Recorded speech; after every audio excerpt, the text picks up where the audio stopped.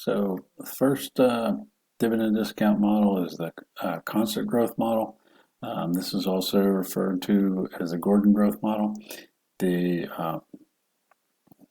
a form of the dividend discount model that assumes that dividends will grow at a constant rate. The V0 or P0, either one, is equal to D1 divided by K minus G, which is dividend next year, divided by the market capitalization rate or required rate of return minus the growth rate. This implies that the stock value is greater if the dividend is larger. The lower the market capitalization, again, also required rate of return, or the higher. So if market capitalization rate or investors expect or require a lower rate of return, that will increase the value of stock. Also, if dividends are expected to grow at a higher rate, that will increase the value of the stock. So if a stock market price equals the intrinsic value, we can say that the expected return is equal to the dividend yield plus the capital gains yield. What we've done here is we've taken our holding period return formula and broken it down into its two components, the dividend yield and the capital gains yield. The dividend yield just being the dividend divided by the price, and then the capital gains yield being the price at the end of the period minus the current price divided by the current price. So you can also, that the capital gains yield is also equal to the growth rate in this case.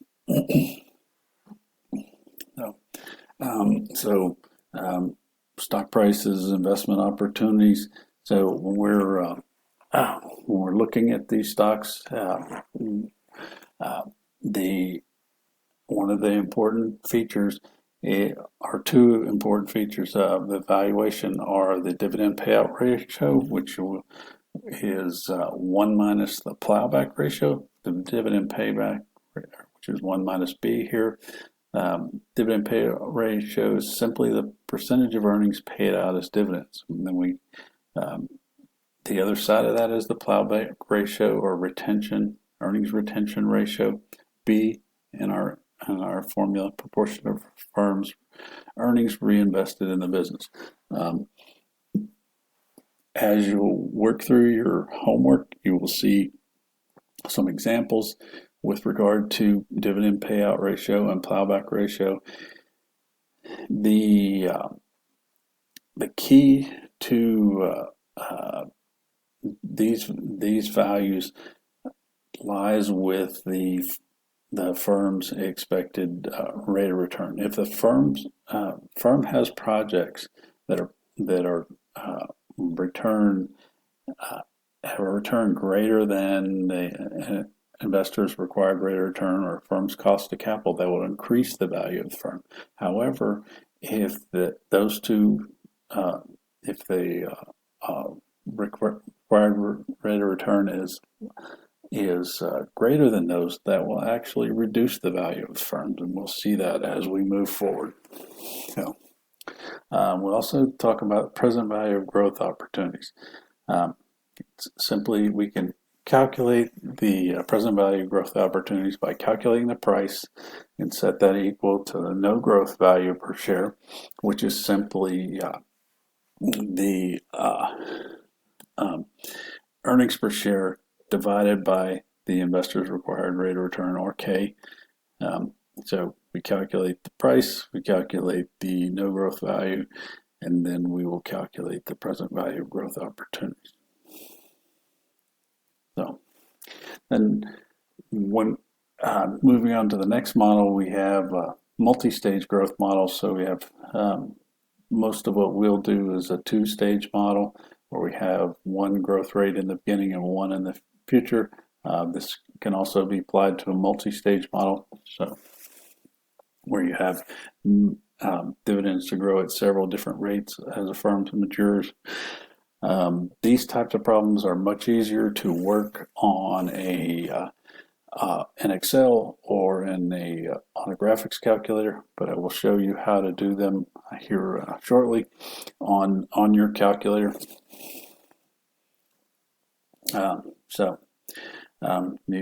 This is an example. We're going to walk through it, and then I'll work it out on paper as well.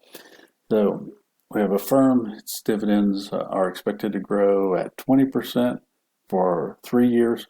Then at the start of the fourth year, growth slows to 5%. The stock just paid a dividend of $1 this year. And we assume a market capitalization rate of 12%. So what is the price of the stock? So we can break this formula out. Our price is simply the sum of all the present value of all the future dividends plus the price at the price based on this constant growth rate that begins. So I'm going to show you slightly differently how to do this, but so in this case, the price, this obviously looks like a big mess, but we can simplify it and make it a lot easier.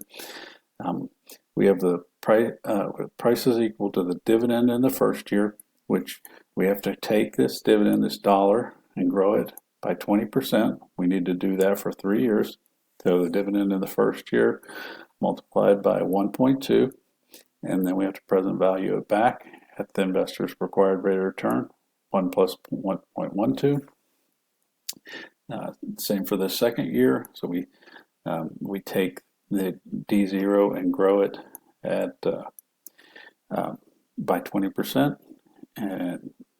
and square that, or we can take D1 and grow it by 20%. Same here, D3, the dividend in the third year is simply 1 multiplied by 1 plus 0.2 or 20% cubed. And all those need to be present valued back based on the year in which they occurred. And then finally, thing that I will do differently when I calculate this, I'm going to move this step forward. This basically is calculating D4 right here, the dividend in year 4. D0 is equal to 1 plus 0.2 cubed, then we multiply it by 1 plus 0.05, the growth rate in the fourth year and in perpetuity, and we divide that by 1 plus 0.12, so present value that back, and 0.12 minus 0.05. This portion here is the constant growth model. So do all this, and we end up with a value of $21.90. I'm going to skip over to a different page here and start. Okay, I'm going to work through the problem from the previous slide. This is the information. We had the first growth rate, G1 is 20% for 3 years, G2 is 5% in perpetuity, required rate of return is 12%. So D0 was $1, so the current dividend. So we need to calculate D1. That is simply 1 multiplied by 1 plus the growth rate, so 1.2. So that is $1.20. So D2 is $1.20 multiplied by 1.2, and that's $1.44. And then D3 is $1.44 again multiplied by 1.2, and that gives you $1.73. So now we can take these three numbers and we can calculate the intrinsic value of our stock. So P0 is simply $1.20 divided by 1 plus the required rate of return, or 1.12. And then we take the $1.44, our dividend in the second period, and we divide that by 1.12 squared. So do this. So and then we don't need to do that last step that they show in the slide.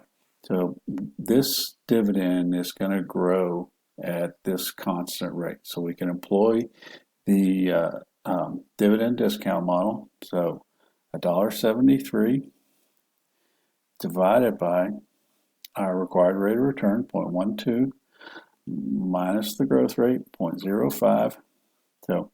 So this is,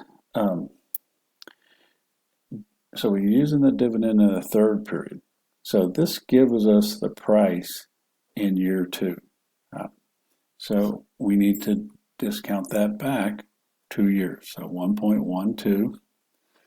So this dividend and this price need to be discounted back the same number of periods, 2 periods. So that should give you $21.90. Whoops. We can also use the cash flow function on your calculator. Second, cash flow, second, clear. So CF0 is going to be 0. C01 is going to be D1. So that's D1, which is $1.20. C02 in this case is going to be D2 plus